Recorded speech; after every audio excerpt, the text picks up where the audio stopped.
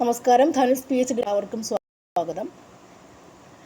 2025 Kerala PSC നടത്തിയ പരീക്ഷയാണ് woman fire and rescue officer trainee തസ്തിക എന്ന് പറയുന്നത്. അതിൻ്റെ ഫൈനൽ ആൻസർ കീ പ്രകാരമുള്ള ഉത്തരങ്ങളാണ് നമ്മൾ നോക്കുക അല്ലേ. നമ്മളെപ്പോഴും പരീക്ഷ നടക്കുമ്പോൾ എപ്പോഴും നോക്കുന്നത് അതിൻ്റെ പ്രൊഫഷണൽ ആൻസർ കീ ആയിരിക്കും എപ്പോഴും വരിക. ഇപ്പോൾ ഫൈനൽ ആൻസർ കീ പ്രകാരമുള്ള ഉത്തരങ്ങളാണ് നമുക്ക് നോക്കാം ഇവിടുന്ന്. എന്നാൽ ഇനി വരാൻ പോകുന്ന പരീക്ഷകൾ LDC അല്ലെങ്കിൽ VFA, degree prelims, next police constable തുടങ്ങിയ എക്സാമുകൾക്കൊക്കെ APO എല്ലാ പരീക്ഷകൾക്കും മാതൃകാ ചോദ്യപേപ്പർ ആക്കാവുന്നൊരു ചോദ്യപേപ്പർ തന്നെയാണ്. നമ്മുടെ സിലബസിൻ്റെ ഭൂരിഭാഗവും അല്ലേ വരുന്നൊരു ടോപ്പിക് ഇവിടെയുണ്ട്. അപ്പോൾ ആദ്യമായിട്ടാണ് ചാനൽ കാണുന്നതെങ്കിൽ സബ്സ്ക്രൈബ് ചെയ്യാൻ മറക്കരുത്. പ്രീവിയസ് ക്വസ്റ്റ്യൻസ് 2019 മുതലുള്ള പ്രീവിയസ് ക്വസ്റ്റ്യൻസ് നമ്മൾ ചാനലിൽ അപ്ലോഡ് ചെയ്യുന്നുണ്ട്. ഡെയിലി 1-2 ചോദ്യങ്ങൾ എപ്പോഴും ഉണ്ടായിരിക്കുന്നതാണ്. ഓക്കെ, ക്വസ്റ്റ്യൻസ് നിങ്ങൾക്ക് നോക്കാം. അതിൻ്റെ എപ്പോഴും നമ്മൾ ഫൈനൽ ആൻസർ കീ പ്രകാരം അതുപോലെ തന്നെ ആയിരിക്കും പബ്ലിഷ് ചെയ്യുന്നത്. അതുപോലെ തന്നെ പ്രൊഫഷണൽ ആൻസർ കീ നമ്മൾ പബ്ലിഷ് ചെയ്യാറുണ്ട്. ഓക്കെ, അപ്പോൾ ക്വസ്റ്റ്യൻസിലേക്ക് പോവാം. തിരുവിതാംകൂറിൽ ദിവാൻ എന്ന ഔദ്യോഗിക നാമം സ്വീകരിച്ച ആദ്യത്തെ പ്രധാനമന്ത്രി ആരാണ്? തിരുവിതാംകൂറിൽ ദിവാൻ എന്ന ഔദ്യോഗിക നാമം സ്വീകരിച്ച ആദ്യത്തെ പ്രധാനമന്ത്രി ആരാണ്? അയ്യപ്പൻ മാർത്താണ്ഡപിള്ള, രാജാ കേശവദാസൻ, പാലിയത്ത് കോമിയച്ചൻ, ഇവരാരുമല്ല. ആൻസർ നമുക്കറിയാം. ആൻസർ രാജാ കേശവദാസൻ. തിരുവിതാംകൂറിൽ ദിവാൻ എന്ന ഔദ്യോഗിക നാമം സ്വീകരിച്ച ആദ്യത്തെ പ്രധാനമന്ത്രി ആരായിരുന്നു? രാജാ കേശവദാസൻ. ഓക്കെ, ദിവാൻ എന്ന ഔദ്യോഗിക നാമം സ്വീകരിച്ച വ്യക്തിയാണെന്ത്? രാജാ കേശവദാസൻ. ആലപ്പുഴ ഓർക്കാം, രാജാ കേശവദാസൻ. നെക്സ്റ്റ് ചോദ്യം. 1809 ഏകദൈവ വിശ്വാസികൾക്കുള്ള സമ്മാനം എന്ന പ്രസിദ്ധ ഗ്രന്ഥം പാർസി ഭാഷയിൽ രചിച്ച സാമൂഹ്യ പരിഷ്കർത്താവ് ആരാണ്? ഓപ്ഷൻസ്: ഈശ്വരചന്ദ്ര വിദ്യാസാഗർ, ദേവേന്ദ്രനാഥ ടാഗോർ, ദാദാഭായ് നവറോജി, റാം മോഹൻ റോയ്. ഇവിടുത്തെ ആൻസർ നമുക്ക് ശരിക്കും പറയാം. ആൻസർ ഓപ്ഷൻ D ആണ്,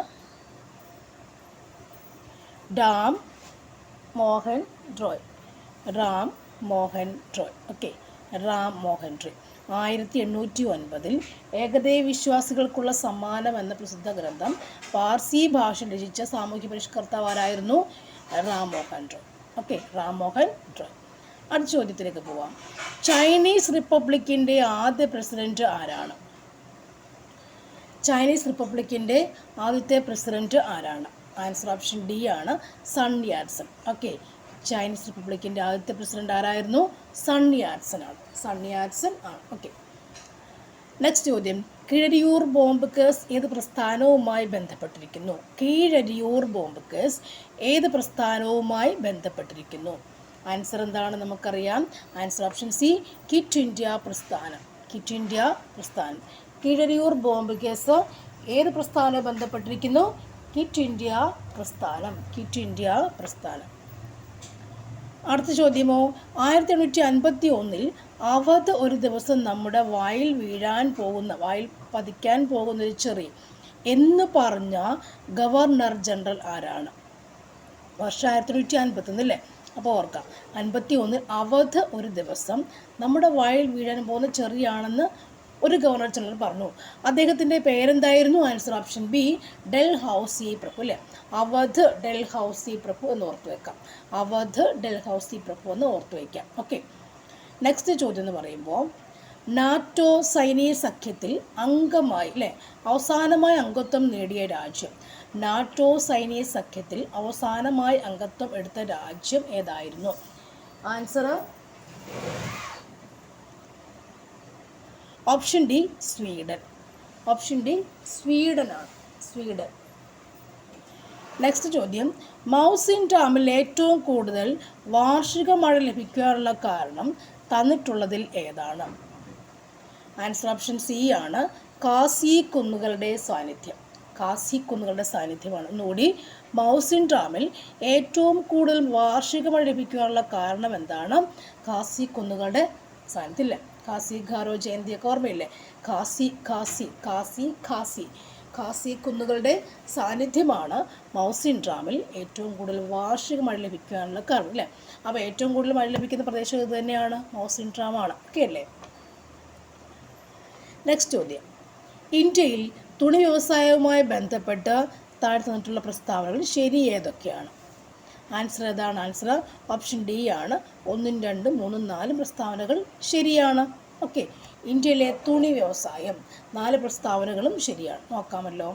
ഇന്ത്യയിലെ ആദ്യത്തെ തുണി മില്ലുകൾ ബോംബെ, അഹമ്മദാബാദ് ഇവിടെ സ്ഥാപിക്കപ്പെട്ടു. അറിയാനുള്ള ഫാക്റ്റാണ്. സ്വദേശി പ്രസ്ഥാനം ഇന്ത്യയിലെ പരുത്തിയുടെ ആവശ്യം വർദ്ധിപ്പിച്ചു. നമുക്കത് കിട്ടുന്നതാണ്. 1921 ശേഷം ഉണ്ടായ റെയിൽവേ വികസനം തുണി വ്യവസായത്തിൻ്റെ പുരോഗതിയിലെത്തിച്ചു. ഓക്കെ. അതുപോലെ തന്നെ ജലവൈദ്യുത ശക്തിയുടെ ലഭ്യത തമിഴ്നാട്ടിൽ തുണി വ്യവസായം വളരാൻ കാരണമായി.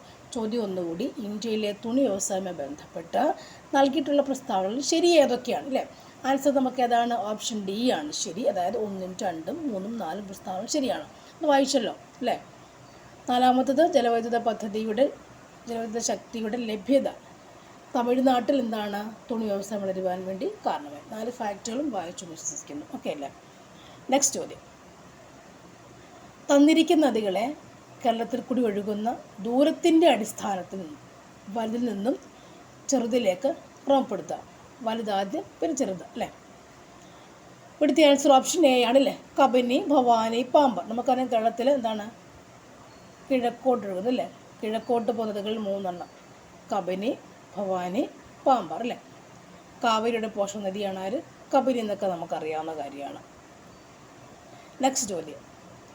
തന്നിരിക്കുന്നവയിൽ ശരിയായ പട്ടിക ഏതൊക്കെയാണ്? ശരിയായ പട്ടിക ഏതൊക്കെയാണ്? ഓക്കെ. ഇവിടെ ആൻസർ ഞാൻ പറയാം. ഓപ്ഷൻ ഡി ആണ്. 2ഉം 4ഉമാണ് ശരിയായ ഓപ്ഷൻസ്. ഓക്കെ അല്ലേ? 2ഉം 4ഉമാണ് ശരിയായ ഓപ്ഷൻസ്. ഇനി വായിക്കാമല്ലോ. 2ഉം 4ഉമാണ് ശരിയായ ഓപ്ഷൻ എന്ന് പറയുമ്പോൾ 2ഉം 4ഉം ഏതൊക്കെയാണത്? ഒന്നാമത്തത് അല്ലേ? നോക്കാം. ഉയരം കൂടുന്നതനുസരിച്ചിട്ട് ഊഷ്മാവ് കുറയുന്ന പ്രതിഭാസമാണ് ക്രമമായ താപനഷ്ട നിരക്ക്. ഉയരം കൂടുന്നതനുസരിച്ചിട്ട് ഊഷ്മാവ് കുറയുന്ന പ്രതിഭാസമാണെന്ത്? ക്രമമായ താപനഷ്ട നിരക്ക്. ഇപ്പോൾ കാണാൻ വിശ്വസിക്കുന്നില്ല. ഓക്കെ. 2ഉം 4 ഓപ്ഷൻ ഡി ആണ് ആൻസർ. 2ഉം 4ഉമാണ് ശരി. ഓക്കെ അല്ലേ? ഉയരം കൂടുന്നതിനനുസരിച്ചിട്ട് ഊഷ്മാവ് കുറയുന്ന പ്രതിഭാസമാണ് ക്രമമായ താപനഷ്ട നിരക്ക്. ഉയരം കൂടുമ്പോൾ ഉയരം കൂടുക ക്രമമായി അല്ലേ? ഉയരം കൂടുന്നതിനനുസരിച്ചിട്ട് താപനഷ്ടം ഉണ്ടാകുന്നു. ഇതാണെന്ത്? ക്രമമായ താപനഷ്ടം. ഉയരം കൂടുന്നതനുസരിച്ചിട്ട് ഊഷ്മാവ് കുറയുന്ന പ്രതിഭാസമാണ്, ചൂട് കുറയുന്ന പ്രതിഭാസമാണെന്ത്? ക്രമമായ താപനഷ്ട നിരക്ക് അല്ലേ? നെക്സ്റ്റ് നാലാമത്തെ എന്തായിരുന്നു? നിശ്ചിത ദിശയിൽ നിശ്ചിത പാതയിലൂടെയുള്ള സമുദ്രജലത്തിൻ്റെ സഞ്ചാരമാണ് സമുദ്രജല പ്രവാഹം അല്ലേ? എക്സാമ്പിൾ ലാബ്രഡോർ പ്രവാഹം നമുക്കറിയാവുന്ന. മൂന്നാലുടെ ഇല്ല അങ്ങനെ അറ്റ്ലാന്റിക് പ്രവാഹമൊക്കെ ഉണ്ട്. അപ്പോൾ അതുപോലെ നിശ്ചിത ദിശയിൽ നിശ്ചിത പാതയിലൂടെയുള്ള സമുദ്രജലത്തിൻ്റെ പ്രവാഹമാണെന്ത്? സമുദ്രജല പ്രവാഹം അല്ലേ? നെക്സ്റ്റ് ചോദ്യം. താഴെ നൽകിയിട്ടുള്ളവയിൽ ഹരിതഗൃഹ പ്രഭാവത്തിന് കാരണമല്ലാത്ത വാതകം ഏതാണ്? നൈട്രജൻ അല്ലേ? ബാക്കി നമുക്കറിയാം. ഓസോണ്, മീഥേന്, കാർബൺ ഡൈ ഓക്സൈഡ് ഒക്കെ എന്താണ്? ഹരിതഗൃഹ പ്രവാഹത്തിന് കാരണമായ വാതകങ്ങളാണ് നമുക്കറിയാം. അല്ലാത്ത കാര്യം മാത്രമേ ഉള്ളൂ nitrogen. So answer is option D ആണ്. നെക്സ്റ്റ്, ചെനാബ് റെയിൽവേ പാലത്തെക്കുറിച്ച് തന്നിട്ടുള്ള പരാമർശങ്ങളിൽ ശരിയായതാണ്? ചെനാബ് റെയിൽവേ പാലം അല്ലേ? റെയിൽപാലം, ചെനാബ് റെയിൽവേ പാലം, ചെനാബ് റെയിൽപാലം. അപ്പോൾ ഏതൊക്കെയാണുള്ളത്? ശരിയായ ഉത്തരം നമുക്ക് വായിച്ച് പഠിക്കാം. അപ്പോൾ നോക്കിയൊക്കെ എന്താണെന്ന് ആൻസർ ഓപ്ഷൻ ഡി ആട്ടോ. അതായത് 4 ഉണ്ട്. 1ഉം 2ഉം 3ഉം 4ഉം എന്താണ്? ചെനാബ് റെയിലിനെ കുറിച്ചുള്ള പ്രസ്താവന ശരിയാണ് അല്ലേ? ഒരു കറണ്ട് അഫയർ ആയിട്ട് വരുന്ന ചോദ്യം കൂടിയായിരുന്നു അത്, ചെനാബിനെ കുറിച്ചുള്ളത് അല്ലേ? അപ്പോൾ എന്തൊക്കെയാണ് നമുക്ക് നോക്കി വെച്ചേക്കാം. ചെനാബിന് 4. ഓക്കെ. ഏതൊക്കെയാണൊന്ന്? റീസി ജില്ലയിലെ ബാക്കൽ കൗരി സ്റ്റേഷനുകളെ ബന്ധിപ്പിക്കുന്നു. റീസി ജില്ലയിലെ ബാക്കൽ കൗരി സ്റ്റേഷനുകളെ ബന്ധിപ്പിക്കുന്നതാണെന്ത്? ചെനാബ് റെയിൽവേ പാലം. റീസി ജില്ലയിലെ ബാക്കൽ കൗരി സ്റ്റേഷനെ ബന്ധിപ്പിക്കുന്നു. ഓക്കെ. 359 മീറ്റർ ഉയരമുള്ള നിർമ്മിതി ലോകത്തിലെ ഏറ്റവും ഉയരം കൂടിയ റെയിൽവേ പാലമാണ്. ബരാമുള്ള ശ്രീനഗർ ഉധംപൂർ റെയിൽവേ പാതയിലൂടെയാണ് ചെനാബ് പാലം സ്ഥിതി ചെയ്യുന്നത്. നെക്സ്റ്റ്, 1315 മീറ്റർ നീളമുള്ള പാലത്തിൻ്റെ പ്രധാന നിർമ്മാണ മേൽനോട്ടം കൊങ്കൺ റെയിൽവേക്കായിരുന്നു അല്ലേ? അപ്പോൾ ഇവിടെ ചെനാബ് റെയിൽവേ പാലത്തെക്കുറിച്ചുള്ള പരാമർശമാണ് കൊടുത്തേക്കുന്നത്. അതിൽ ആ 4 ഫാക്റ്റുകളും ശരിയാണ്. ആൻസർ ഓപ്ഷൻ ഡി ആണ്. വായിച്ചു കഴിഞ്ഞല്ലോ. റീസി ജില്ലയിലെ ബാക്കർ കൗരി സ്റ്റേഷനെ ബന്ധിപ്പിക്കുന്നതാണെന്ത്? ചെനാബ് റെയിൽവേ പാലം. റീസി ജില്ല, ചെനാബ്, റീസി ജില്ല, ബാക്കൽ കൗരി. 359 മീറ്റർ ഉയരമുള്ള ഇതാണ് സംഭവം. ബരാമുള്ള ശ്രീനഗർ ഉദ്ധംപൂർ റെയിൽവേ പാതയിൽ അല്ലേ, അതാണ് അവിടെയാണ് ചെനാബ് പാലം സ്ഥിതി ചെയ്യുക. ബരാമുള്ള ശ്രീനഗർ ഉദ്ധംപൂർ റെയിൽവേ പാതയിലാണ് ചെനാബ് പാലവും സ്ഥിതി ചെയ്യുന്നത്. 1315 മീറ്റർ നീളമുള്ള പാലത്തിൻ്റെ അത്രയും നീളമുണ്ട്. അത് നമുക്ക് ഫാക്ടറി പഠിച്ചു വെക്കാം. 1315 മീറ്റർ നീളമുണ്ട്. ഓക്കെ, അത്രയും കിട്ടിയല്ലോ. നെക്സ്റ്റ് ചോദ്യം. ഇന്ത്യൻ ആസൂത്രണത്തിൻ്റെ പിതാവ് ആരാണ്? ആൻസർ ഓപ്ഷൻ സി ആണ്, എം വിശ്വേശ്വരയ്യ. നെക്സ്റ്റ് ചോദ്യം. പ്രതിശീർഷ വരുമാനം എന്നത് എന്താണ്? പ്രതിശീർഷ വരുമാനം എന്നത് എന്നാണ്? ആൻസർ ഓപ്ഷൻ എ ആണ്, ദേശീയ വരുമാനം ബൈ ആകെ ജനസംഖ്യയാണെന്ത്? പ്രതിശീർഷ വരുമാനം. ദേശീയ വരുമാനം ബൈ ആകെ ജനസംഖ്യയാണെന്ത്? പ്രതിശീർഷ വരുമാനം. ദേശീയ വരുമാനം ബൈ ആകെ ജനസംഖ്യ, അതാണ് നമ്മുടെ പ്രതിശീർഷ വരുമാനം. ദേശീയ വരുമാനം ബൈ ആകെ ജനസംഖ്യയാണ് പ്രതിശീർഷ വരുമാനം. അടുത്ത ചോദ്യം. ഒരു നിശ്ചിത കാലത്തേക്ക് സാധാരണ നികുതിക്ക് മേൽ ചുമത്തുന്ന അധിക നികുതിയാണ് എന്ത്? അധിക നികുതിയാണ് സർചാർജ്. ഒരു നിശ്ചിത കാലത്തേക്ക് സാധാരണ നികുതിക്ക് മേൽ ചുമത്തുന്ന അധിക നികുതിയാണെന്ത്? സർചാർജ്. നെക്സ്റ്റ് ചോദ്യം. സ്വാതന്ത്ര്യത്തിൻ്റെ 50-ാം വർഷത്തിൽ ആരംഭിച്ച പഞ്ചവത്സര പദ്ധതി ഏതാണ്? അല്ലേ, സ്വാതന്ത്ര്യം കിട്ടിയ എന്നാന്ന് ഓർക്കണം. അപ്പോൾ അതിൻ്റെ 50-ാം വാർഷികം എത്രയാണെന്ന് ഓർക്കണം അല്ലേ. അപ്പോൾ ഉള്ള പഞ്ചവത്സര പദ്ധതി ഏതായിരുന്നു? നമുക്കറിയാം. ആൻസർ എന്താണ്? ഓപ്ഷൻ എ ആണ്, 9-ാം പഞ്ചവത്സര പദ്ധതി അല്ലേ. ഈ 9-ാം റിപ്പീറ്റ് ക്വസ്റ്റ്യൻ ആണിത്. അപ്പോൾ 50-ാം ഒക്കെ പ്രാവശ്യം പറഞ്ഞിട്ടുള്ള കാര്യമാണ്. നെക്സ്റ്റ്, താഴെ പറയുന്നവയിൽ ശരി ഏതൊക്കെയാണ്?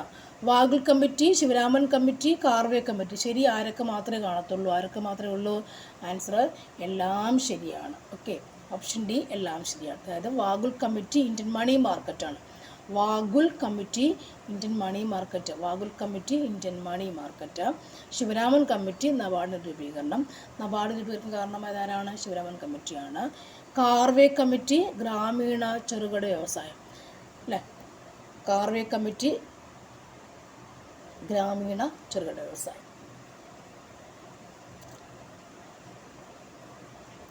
നെക്സ്റ്റ് ചോദ്യം.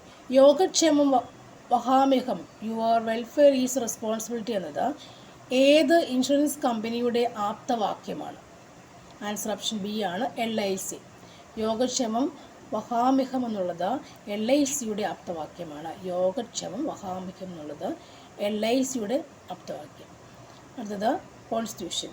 ഇന്ത്യൻ ഭരണഘടനയിലെ ഭാഗം 4A-യിൽ അത് 51A പ്രതിപാദിച്ചിരിക്കുന്ന മൗലിക കടമകളിൽ പെടാത്തവ ഏതൊക്കെയാണ്?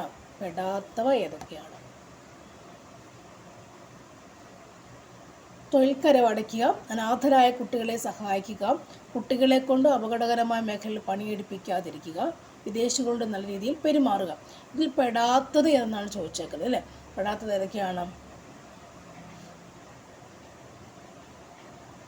ആൻസർ ഇതാണ്, ഇത് തന്നെ അല്ലേ, ബി ആണ് ആൻസർ, പെടാത്തവ. ഏതെങ്കിലും ഉണ്ടോ? 4A പെടുന്ന ഏതെങ്കിലും കാര്യങ്ങളുണ്ടോ? ആൻസർ ഓപ്ഷൻ ബി ആണ്. നെക്സ്റ്റ് ചോദ്യം. ചേരുംപടി ചേർക്കുക. ഭരണഘടനയുടെ 27-ാം വകുപ്പ്, 18-ാം വകുപ്പ്, 13-ാം വകുപ്പ്, 226-ാം വകുപ്പ് അല്ലേ. ഒന്ന് അറിയാവുന്നതൊക്കെ ആദ്യം അങ്ങ് മാർക്ക് ചെയ്ത് വെക്കണം. ശരിക്കും ഇവിടുത്തെ ആൻസർ എന്താണ്? ശരിക്കും ആൻസർ ഓപ്ഷൻ ഡി ആണ്. ആൻസർ ഡി ആണ് ആൻസർ. അപ്പോൾ എന്താ പറയുക, അതിൻ്റെ അകത്ത് നമുക്കറിയാവുന്നത് ഏതൊക്കെ അറിയാം? 2 to 6 വേഗം അറിയാം അല്ലേ. 27-ാം വകുപ്പ് ഏതാണ്? 27-ാം വകുപ്പ് ഏതാണ്? മതസ്ഥാപനങ്ങൾക്ക് വിനിയോഗിക്കുന്ന പണത്തെ നികുതിയിൽ നിന്നും ഒഴിവാക്കിയിരിക്കുന്നു അല്ലേ. 27 ആണ്. 18 എന്ന് പറയുമ്പോഴോ ഏതാണ്? സ്ഥാനമാനങ്ങൾ അല്ലേ. സ്ഥാനമാനങ്ങൾ നിരോധിക്കുന്ന വകുപ്പാണെന്ത്? 18-ാം വകുപ്പ് അല്ലേ. സ്ഥാനമാനങ്ങൾ നിരോധിക്കുന്ന വകുപ്പാണ് 18-ാം വകുപ്പ്. സ്ഥാനമാനങ്ങൾ. ഓക്കെ. നെക്സ്റ്റ് 13-ാം വകുപ്പ്. 13-ാം വകുപ്പ് എന്തായിരിക്കണം?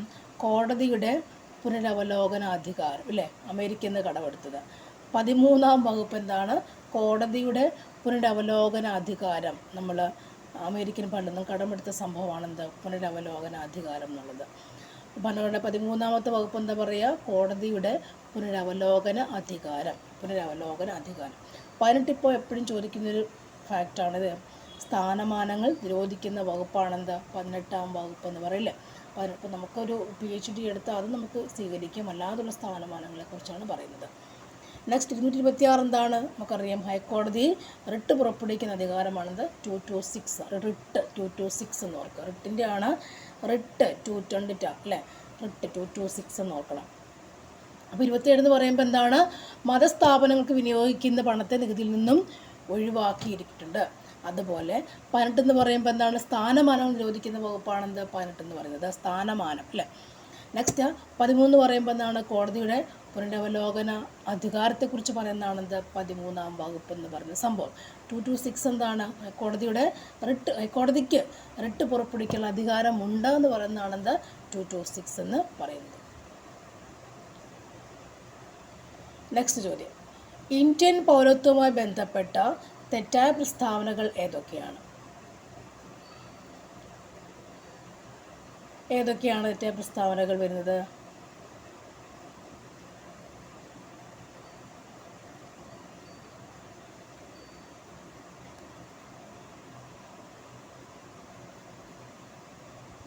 ആൻസർ ഓപ്ഷൻ എ ആണ്.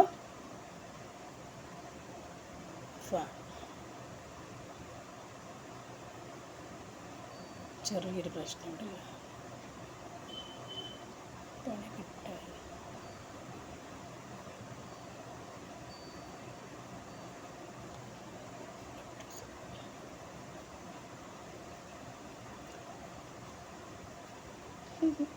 ആൻസർ ഓപ്ഷൻ എ ആണ്. നെക്സ്റ്റ് അപ്പോൾ ചോദ്യം അതും പോയി. ഇന്ത്യൻ പൗരത്വവുമായി ബന്ധപ്പെട്ട തെറ്റായ പ്രസ്താവനകൾ ഏതൊക്കെയാണ്? ആൻസറോ ഇവിടുത്തത് ആൻസർ ഓപ്ഷൻ എ ആണ്. അതായത് 3-ാമത്തെ പ്രസ്താവനയാണെന്ന് തെറ്റിട്ടിരുന്നത് കേട്ടോ. അപ്പോൾ ഇനി കറക്റ്റാണ് നോക്കാമല്ലോ. വീണ്ടും ചോദ്യം നിങ്ങൾക്ക് പോകും, അല്ലേ? തെറ്റാണ്. ബാക്കി നമുക്കറിയാവുന്ന കാര്യം. Answer option A. നെക്സ്റ്റ് ചോദ്യം വളരെ ഇമ്പോർട്ടൻ്റ് ആയൊരു ചോദ്യമാണ്. ഇന്ത്യൻ ഭരണഘടനയുടെ 86-ാം ഭേദഗതിയുമായി ബന്ധപ്പെട്ട പ്രസ്താവനകളിൽ ശരിയായ പ്രസ്താവനകൾ ഏതൊക്കെയാണ്? 86-ാം ഭേദഗതി ശരിയായ പ്രസ്താവന ഏതൊക്കെയാണ്? ആൻസർ ഓപ്ഷൻ സി ആണ്. എയും ബിയും സിയും ഡിയും എന്താണ്? ശരിയായ പ്രസ്താവനകൾ ആകുന്നു. 86-ാം ഭേദഗതിയിലൂടെ 21A എന്ന വകുപ്പാണ് കൂട്ടിച്ചേർക്കപ്പെട്ടിട്ടുള്ളത്. പ്രാഥമിക വിദ്യാഭ്യാസം ഈ ഭേദഗതിയിലൂടെ മൗലിക അവകാശമാക്കി മാറ്റിയിട്ടുണ്ട്. 6-നും 14-നും ഇടയിൽ പ്രായമുള്ള എല്ലാ കുട്ടികൾക്കും സൗജന്യവും നിർബന്ധിതവുമായ വിദ്യാഭ്യാസം നൽകണമെന്ന് പറയുന്നുണ്ട്. നിർദ്ദേശ തത്വങ്ങളിലെ 45-ാം വകുപ്പുമായി ബന്ധപ്പെട്ട് ഈ ഭേദഗതി പറയുന്നുണ്ട്. ഓക്കെ, 86, 21A ഉണ്ട്, 45-ആയിട്ട് കണക്ഷൻ ഉണ്ടെന്ന് കൂടി ഓർത്ത് വെച്ചേക്കണം. ഓക്കെ, 86-ാം ഭേദഗതി നമുക്ക് ടോപ്പിക് സിലബസ് വൈസിൽ എപ്പോഴും പറയുന്നുണ്ട്. 86-ാം ഭേദഗതിയെക്കുറിച്ച് പഠിക്കണം തന്നെ പറയുന്നുണ്ട്. അപ്പോൾ നന്നായിട്ടതൊന്ന് വായിച്ച് പഠിച്ച് വെക്കണം എന്നുള്ളതാണ്. നെക്സ്റ്റ് ചോദ്യം, ചേരുംപടി ചെറുക്കുക ധനകാര്യ കമ്മീഷൻ. ഇതിൻ്റെ ആൻസർ നമുക്ക് പറയാം. ആൻസർ ഏതാണ്? ഓപ്ഷൻ പറയാം. ആൻസർ ഓപ്ഷൻ എ ആണ്. ഓക്കെ, ധനകാര്യ കമ്മീഷൻ. ധനകാര്യ കമ്മീഷൻ നമുക്കറിയാവുന്ന വകുപ്പ് ഏതാണ്? ധനകാര്യ കമ്മീഷൻ എന്ന് പറയുമ്പോൾ വകുപ്പ് 280 ആണ്. ഇലക്ഷൻ കമ്മീഷനോ? ഇലക്ഷൻ കമ്മീഷൻ 324 ആണ്. ഇലക്ഷൻ അല്ലേ? ഇലക്ഷൻ എന്ന് പറയും 324. ഇലക്ഷൻ 324 ഇല്ല, ഇലയ്ക്ക് 324, 324 അല്ലേ? ഇലക്ഷൻ കമ്മീഷൻ 324 ആണ്. Smitha, controller and comptroller and auditor general ആരാണ്? കൺട്രോളർ ഓഡിറ്റർ ജനറൽ എന്ന് പറയുമ്പോൾ അതിൻ്റെ വകുപ്പ് എന്ന് വരുന്നത് വകുപ്പ് 148 പ്രകാരം. അറ്റോർണി ജനറൽ എന്ന് പറയുമ്പോഴോ 76. അറ്റോർണി ജനറൽ 76 അല്ലേ? ഇവിടെ രണ്ട് കട്ടി 7ഉം 6ഉം 76. General attorney 76. കംട്രോളർ അത് വരിക 148. ഓക്കെ, കോഡ് വെച്ച് പഠിക്കണം അല്ലേ? ഒന്നുകൂടി, ധനകാര്യ കമ്മീഷൻ ഏതാണ്? വകുപ്പ് 280. ഇലക്ഷൻ കമ്മീഷൻ ഏതാണ്? വകുപ്പ് 324. കംട്രോളർ ആൻഡ് ഓഡിറ്റർ ജനറൽ എത്രയാണ് വകുപ്പ് വരിക? 148 ആണ്. അറ്റോർണി ജനറലോ വകുപ്പ് 76 ആണ്. ഓക്കെ, നെക്സ്റ്റ് ചോദ്യം, തന്നിരിക്കുന്ന പ്രസ്താവനകളിൽ തെറ്റായ പ്രസ്താവനകൾ ഏതൊക്കെയാണ്? അല്ലേ? മൊത്തം വായിച്ചു നോക്കുമ്പോൾ എന്ത് കിട്ടും? തെറ്റായ പ്രസ്താവന ഏതൊക്കെയാണ്? ആൻസർ ഓപ്ഷൻ ഡി ആണ്. മൂന്നാമത്തതാണ് എന്ത്? തെറ്റായ പ്രസ്താവന കേട്ടോ. മൂന്നാമത്തതാണ് തെറ്റായ പ്രസ്താവന. ഓക്കെ.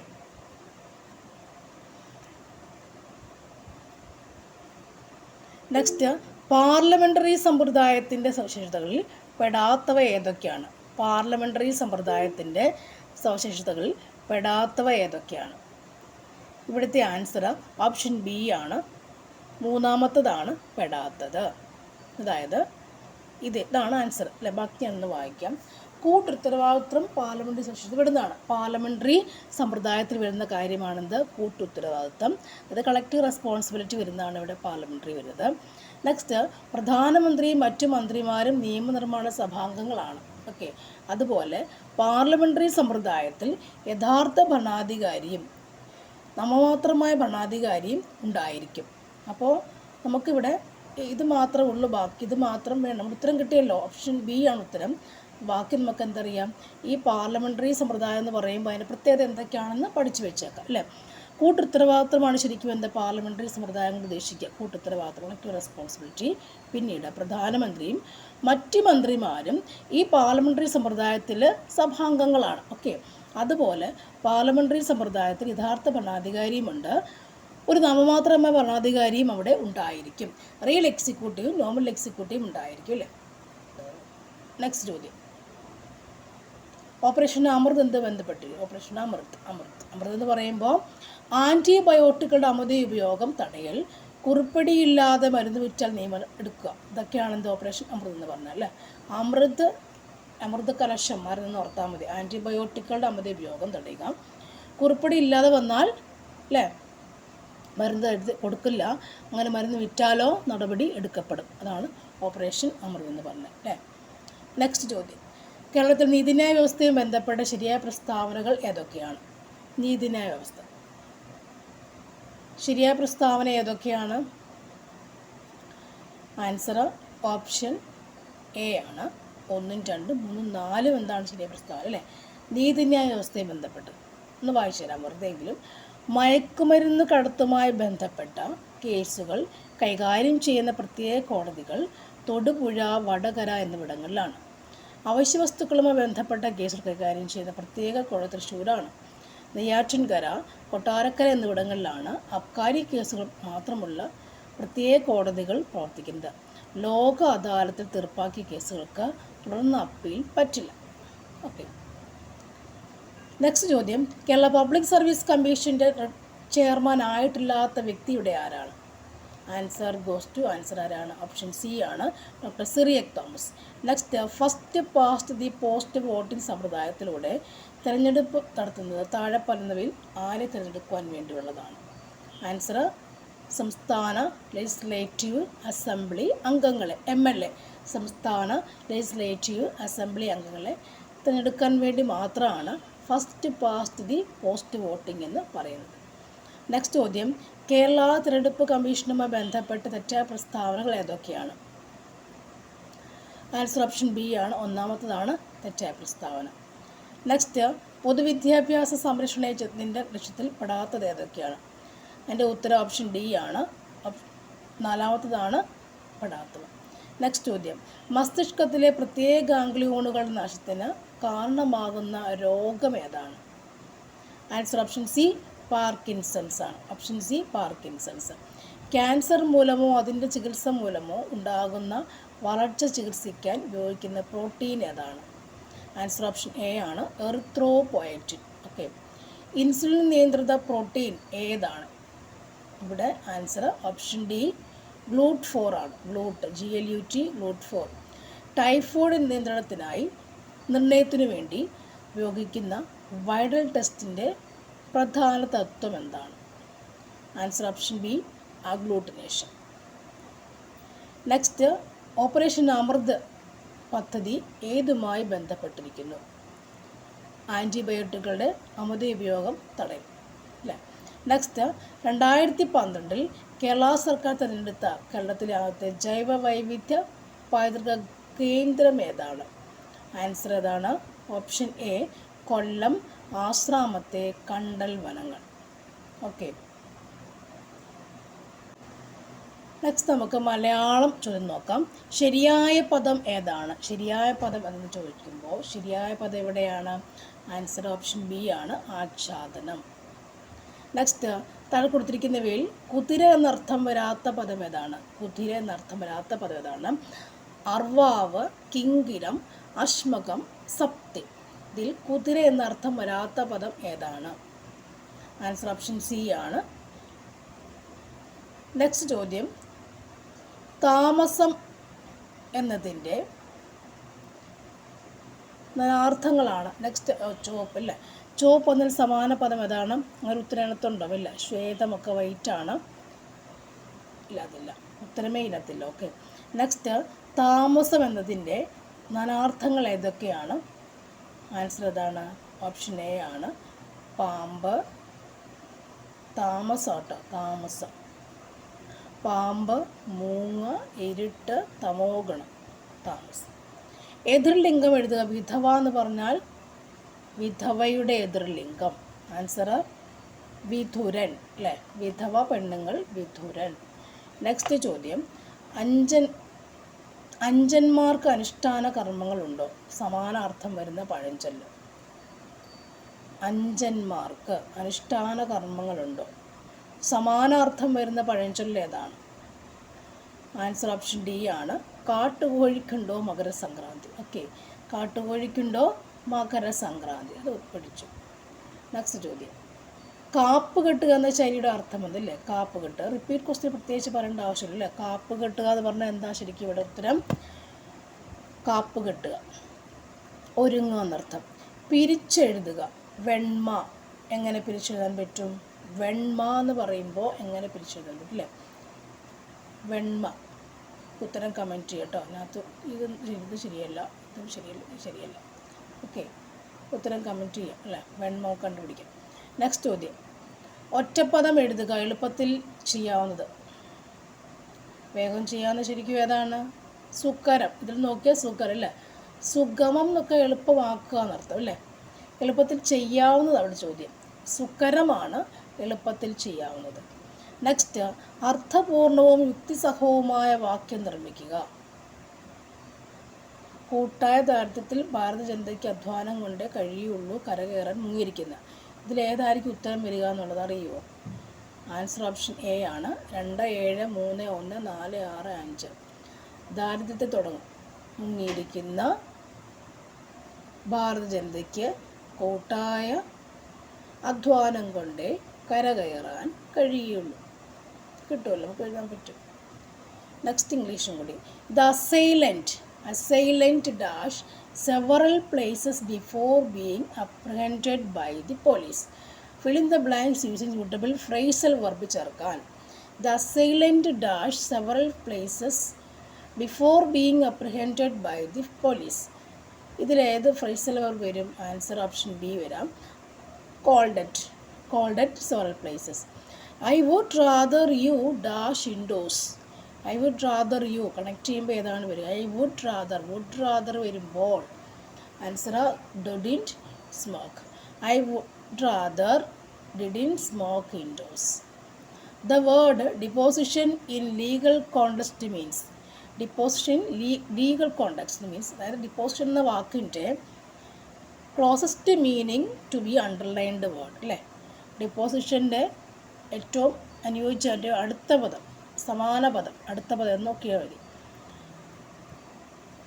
ആൻസർ അതാണ്, witness statement taken outside the court. ആ ഡിപ്പോസിഷൻ. നെക്സ്റ്റ് ചോദ്യം, I will finish the task in no time. അവിടെ നമുക്കിത് വരാം അല്ലേ? നോട്ട് വേണം എന്നറിയാം അല്ലേ? നോ ടൈം എന്ന് പറയുമ്പോൾ നോട്ടോടെ ഉണ്ട്, അപ്പോൾ ഇനിയും വേണ്ട. വില്ലും ഉണ്ട്. അപ്പോൾ നമുക്ക് എഴുതാൻ പറ്റിയ ഉത്തരം ഏതാണെന്ന്? ഇൻ നോ ടൈം എന്നാണ് അല്ലേ? I will finish the task in no time. 94. Answer one time എന്നാണ് കിടക്കുന്നത് അല്ലേ? അപ്പോൾ ഇവിടെ നോയ്ക്ക് പ്രാക്ടീസ് ഇല്ലേ? നോയും നോട്ടും ഒക്കെ ഒന്നല്ലേ? Won time. ബട്ട് ഈസി ഉത്തരം വോൺ ഡൈ കേട്ടോ. വോൺ ഡൈ ആണ്. I will finish the will not.